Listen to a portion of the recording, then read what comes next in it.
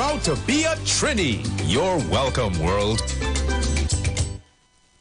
Share the live. Share the live. The Street 919 FM on Facebook and Instagram. Share the live. Iowa George on Instagram. Share the live. Iwer TV and Street TV on YouTube. Share the live. The Street 919 FM. Broadcasting from Trinidad to the world. The Street 919FM.com. News from the Street 919FM.com. Here's what's happening. Good afternoon. I am Vanessa Thomas with the 12 o'clock news on the Street 919 FM and online, Facebook and YouTube. In the headlines, TNT's public sector wage bill costs $19 billion yearly. A former finance minister says the bill is too high and the government cannot afford an increase at this time. Venezuelans protest for better treatment in TNT. And internationally, an 18-year-old kills dozens of 9- and 10-year-olds as well as 2 teachers in school gun attack. And now the news in detail. Former Finance Minister Winston Dukuran says Trinidad and Tobago's yearly wage bill is too high. It costs $19 billion yearly to pay all public sector workers, and Mr. Dukuran says despite unions wanting more than what is being offered, the government cannot afford it at this time. Public sector workers and their unions are gearing up for protest on Friday. They are against the 2% being offered on their salaries over an 8-year period. Mr. Dukuran says it's about time a wage policy is developed. We are now at the very beginning of a return to some kind of uphill road. But there is still a lot that has to be achieved. So in that context, I will think wage restraint will be a necessary requirement. Mr. Dukuran says when he was finance minister, his proposed 5% wage increase was overruled by the cabinet because the increase would have ran into double-digit figures. He said for that a heavy price was paid. In my view, we paid a heavy price because it is all those things that led eventually to the collapse of the Petrotrin situation. The former finance minister says with any negotiations, long-term effects must be considered. He also noted that there is a false notion that wages must go up to match inflation. It is wrong to say that because inflation goes up, wages must go up. Because when that happens, it's a cycle that goes on and on. What has to go up is growth. When growth increases, then income increases, then wages must increase. The former central bank governor is maintaining that now is not a good time to increase salaries. To the CPO and trade unions, Winston Dukuran says sacrifices on both ends have to be made. Sometimes you have to have tears today in order to have applause tomorrow. Or you wish to have applause today and you'll end up with tears tomorrow. In other news, Venezuelans believe they are being treated unfairly in Trinidad and Tobago, and their representative wants better. At a protest yesterday morning at the San Fernando Immigration Office, human rights activist Yesenia Gonzalez claims Venezuelans are forced to stand and wait for long hours on the pavement outside immigration offices, and when they do get inside, they are being forced to repatriate. They tell them to come because they have an order of supervision, and when they go there, they're using force and repatriation. That is like an expulsion. There are people who are asylum seekers. They have the UNHCR card. They say that is not value for them. They come here illegal. Ms. Gonzalez said all the registered Venezuelans are under the amnesty process or have work permits, and all they want is a better life in TNT, as their circumstances at home in Venezuela aren't safe. It is people running from a country that there is a persecution.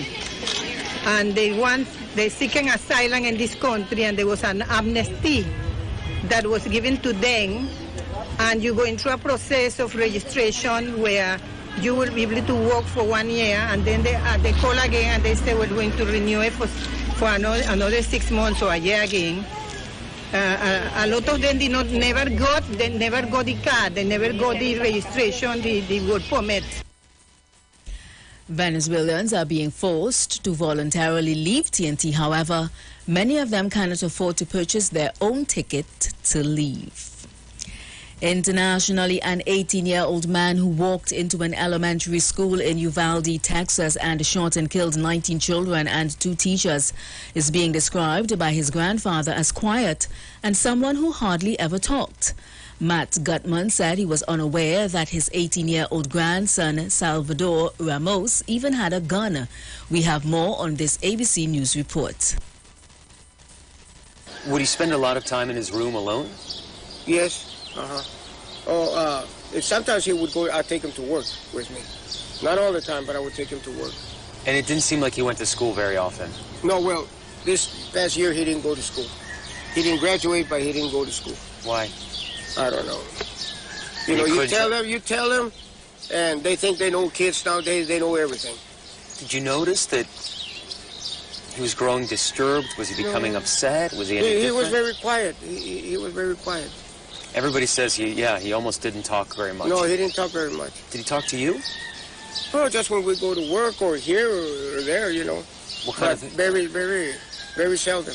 What kind of things would you talk about? No, we never did have a conversation. Just, I remember he would tell me sometimes, I remember when I was little, I would carry him, and he would tell me things like that. Why didn't he live with his mother? They had probably problems or something.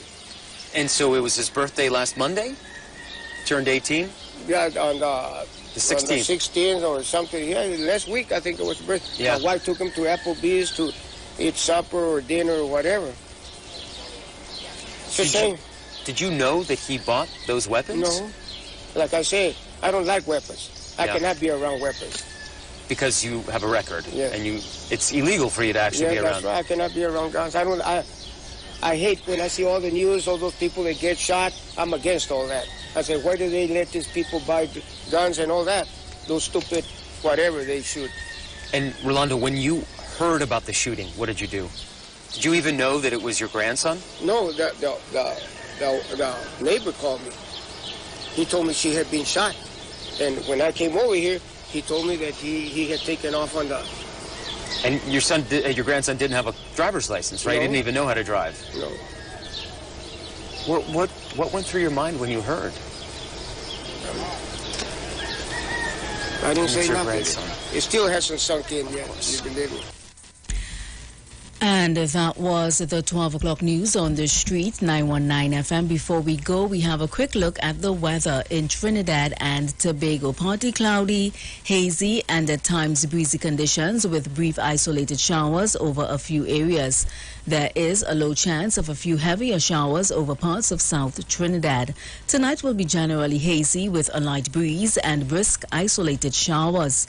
A significant concentration of Saharan dust is present in the atmosphere. Sensitive people are advised to take the necessary precautions. Seas slight to moderate, waves up to 1.5 meters in open waters, below 1 meter in sheltered areas. Forecast maximum temperature 31 degrees Celsius. It is currently 28 degrees. As we go, recapping the headlines. TNT's public sector wage bill costs $19 billion yearly. A former finance minister says the bill is too high and the government cannot afford an increase at this time.